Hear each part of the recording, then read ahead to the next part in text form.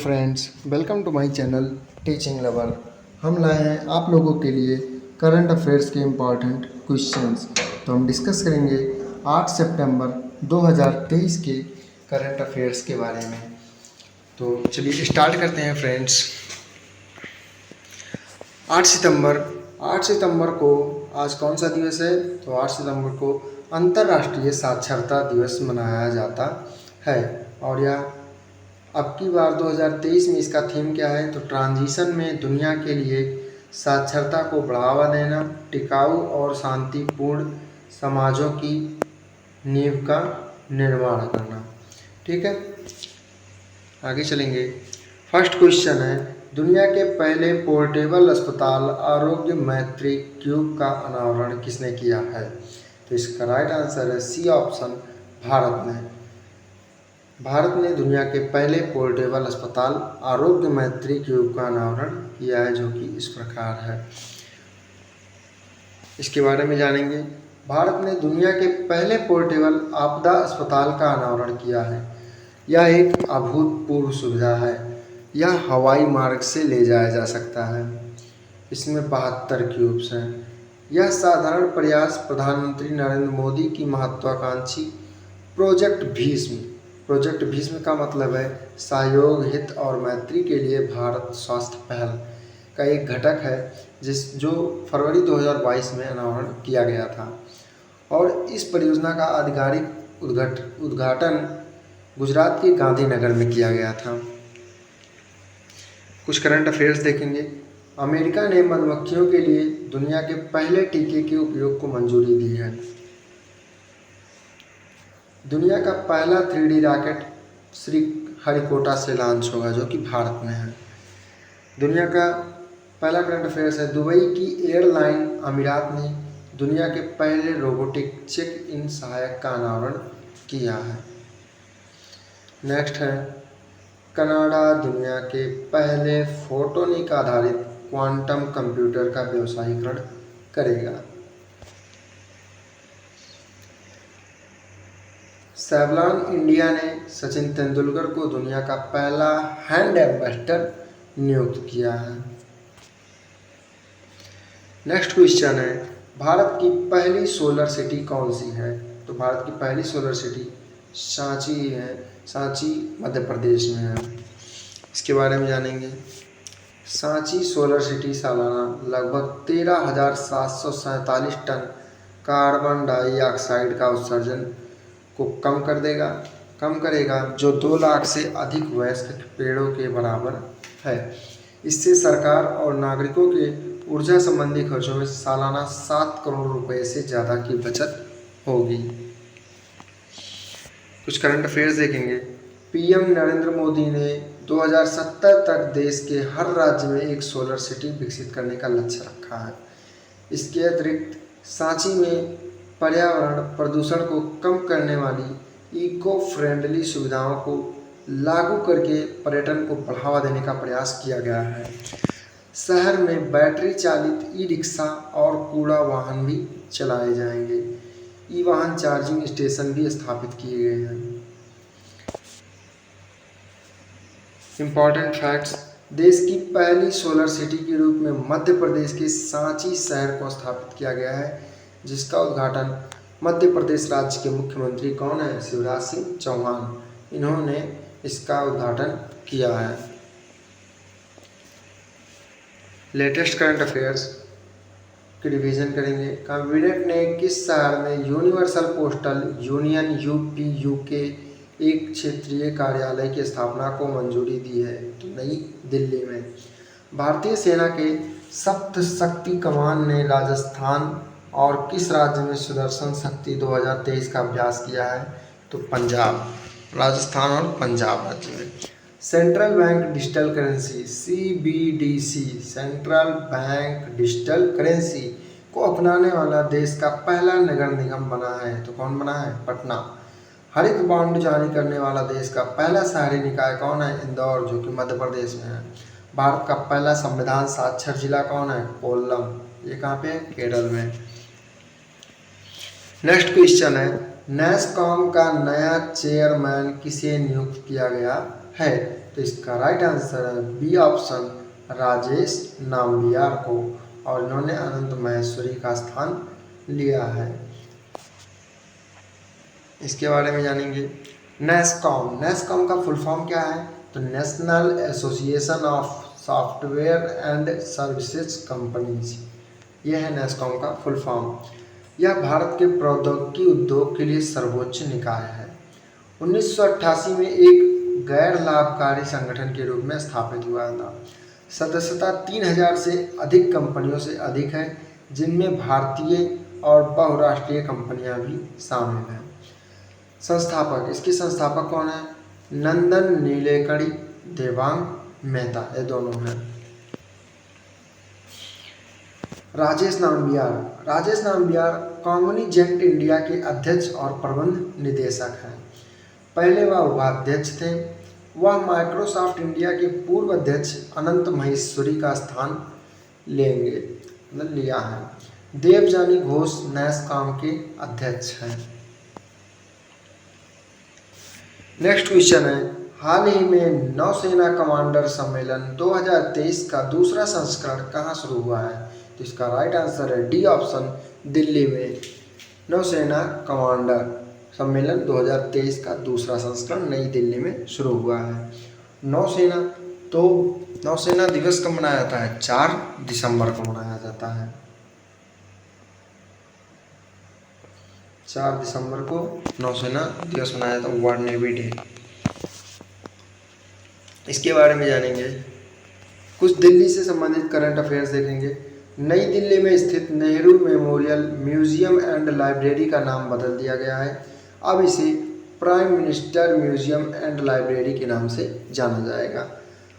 अभी हाल ही में राष्ट्रपति द्रौपदी मुर्मू ने राजघाट में महात्मा गांधी की प्रतिमा का अनावरण किया है, और वृक्षारोपण नीति लागू करने वाला पहला राज्य भी बन गया है दिल्ली। नीति आयोग की 8वीं बैठक यहीं पे हुई है।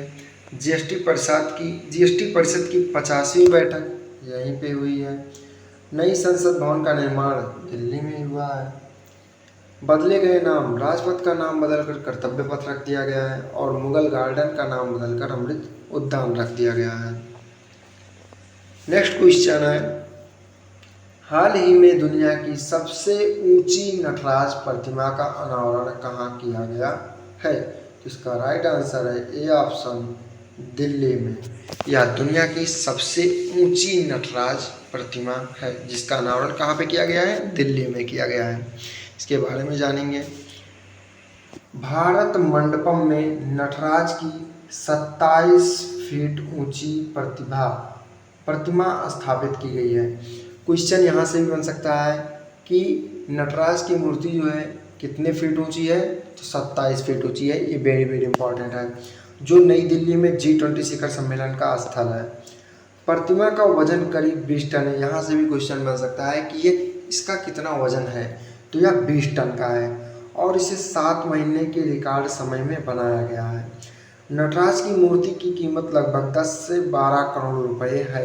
इसका निर्माण तमिलनाडु के तंजावुर जिले के स्वामी मलाई में मूर्तिकार राधा कृष्णन स्थापति और उनकी टीम ने किया है। ठीक है, तो इसको याद रखेंगे कि नटराज की मूर्ति जो है कितने फीट ऊंची है? 27 फीट ऊंची है, और इसका वजन 20 टन है। नटराज मूर्ति के बारे में जानेंगे। नटराज के रूप में शिव की नृत्यरत मूर्ति मुख्य रूप से चोल काल के दौरान विकसित हुई थी। नटराज मूर्ति कला में शिव को नृत्य और नाटकीय कला के स्वामी के रूप में दिखाया गया है। नेक्स्ट क्वेश्चन है, भारत देश को आधिकारिक तौर पर किस नाम से जाना जाएगा? इसका राइट आंसर है भारत। इसके बारे में जानेंगे।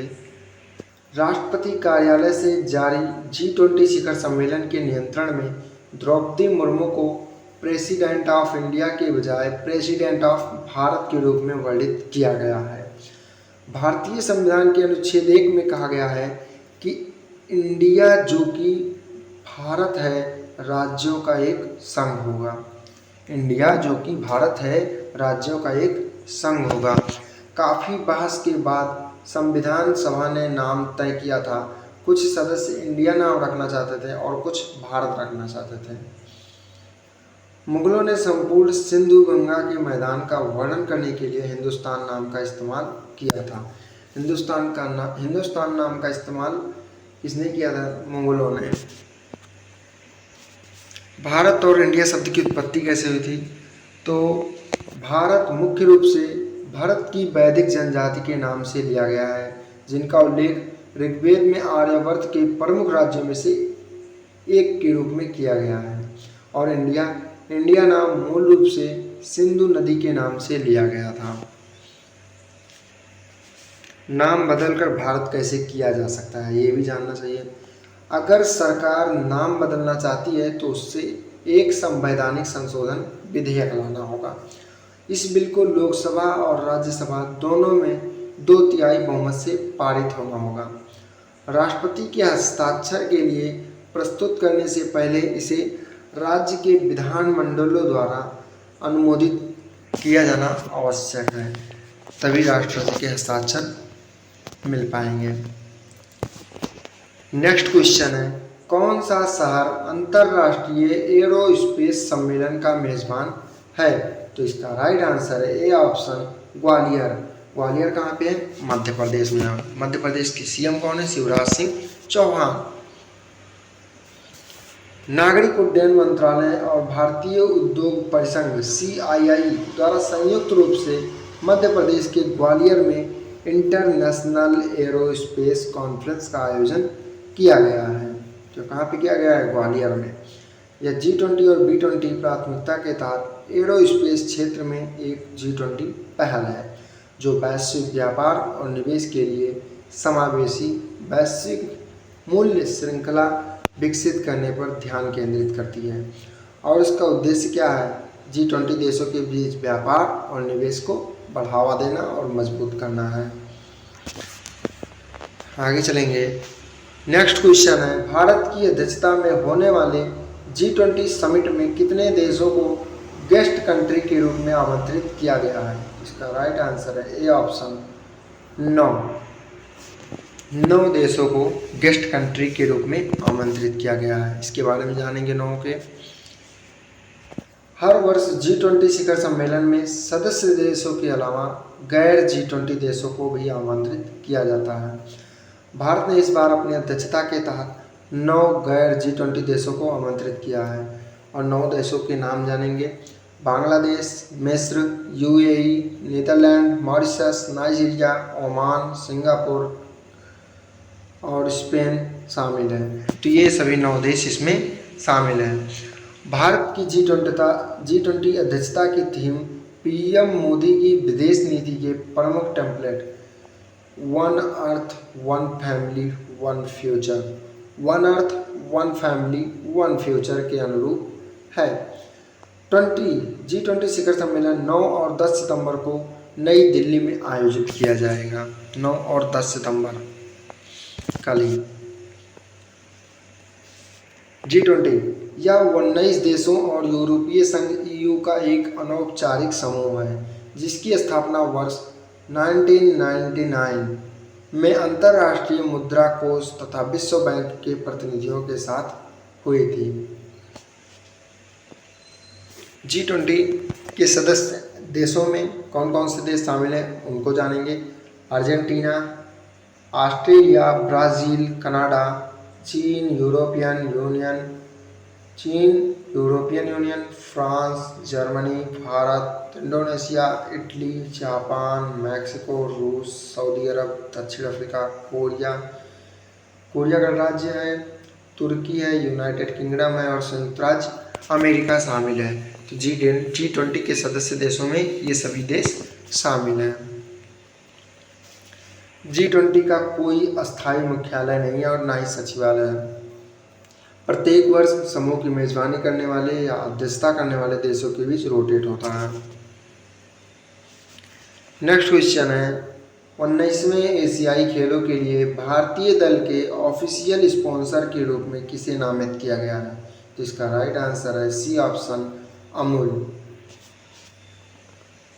इसके बारे में जानेंगे। इंपॉर्टेंट फैक्ट्स, हांगझू चीन में आयोजित होने वाले 19वें एशियाई 2022 खेलों के लिए भारतीय दल के ऑफिशियल स्पॉन्सर के रूप में अमूल को नामित किया गया है। और यह कहाँ पे आयोजित होने वाला है? तो हांगझू चीन में। 19वें एशियाई खेल 23 सितंबर से 8 अक्टूबर 2023 तक आयोजित किए जाएंगे। 19वें एशियन गेम्स 2022 में 40 खेलों में 482 इवेंट कराए जाएंगे। यह पिछले वर्ष ही आयोजित होने वाला था, लेकिन कोविड-19 के कारण इसे स्थगित कर दिया गया था। नेक्स्ट क्वेश्चन और लास्ट क्वेश्चन है, मध्य रेलवे के प्रधान मुख्य परिचालन प्रबंधक के रूप में किसने पदभार ग्रहण किया है? जिसका राइट आंसर है ए ऑप्शन, श्याम सुंदर गुप्ता। आप पिक में देख सकते हैं। श्याम सुंदर गुप्ता ने पुणे में मध्य रेलवे के प्रधान मुख्य परिचालन प्रबंधक प्रिंसिपल चीफ ऑपरेशंस मैनेजर का पदभार संभाला है। उन्होंने श्री मुकुल जैन का स्थान लिया है, जो 31 अगस्त 2023 को रिटायर हुए थे। ठीक है, पिछले वीडियो में आप लोगों से क्वेश्चन पूछा गया था, हाल ही में किसने नई दिल्ली में राजघाट पर महात्मा गांधी की प्रतिमा का अनावरण किया है? तो इसका राइट आंसर है बी ऑप्शन, द्रौपदी मुर्मू ने, जो कि भारत के राष्ट्रपति हैं। नेक्स्ट क्वेश्चन आप लोगों के लिए है, हाल ही में किस राज्य के मुख्यमंत्री ने ग्लोबल इन्वेस्टर समिट का लोगो और वेबसाइट लॉन्च किया है? तो इसका राइट आंसर आप लोग कमेंट बॉक्स में कमेंट करेंगे। और इसका शॉर्ट नोट्स चाहिए तो नीचे डिस्क्रिप्शन बॉक्स में टेलीग्राम का लिंक दिया गया है, आप लोग उसे ज्वाइन कर लीजिए। आप लोग को वहाँ पे उसका 1 लिनियर शॉर्ट नोट्स मिल जाएगा और लेटेस्ट जानकारी जो रहती है वो भी दी जाती है। ठीक है, और अगर ये वीडियो आप लोग को अच्छी लगी हो तो आप लोग इसे ज़्यादा से ज़्यादा शेयर करें, लाइक करें एंड कमेंट करें friends. Thanks for watching this video.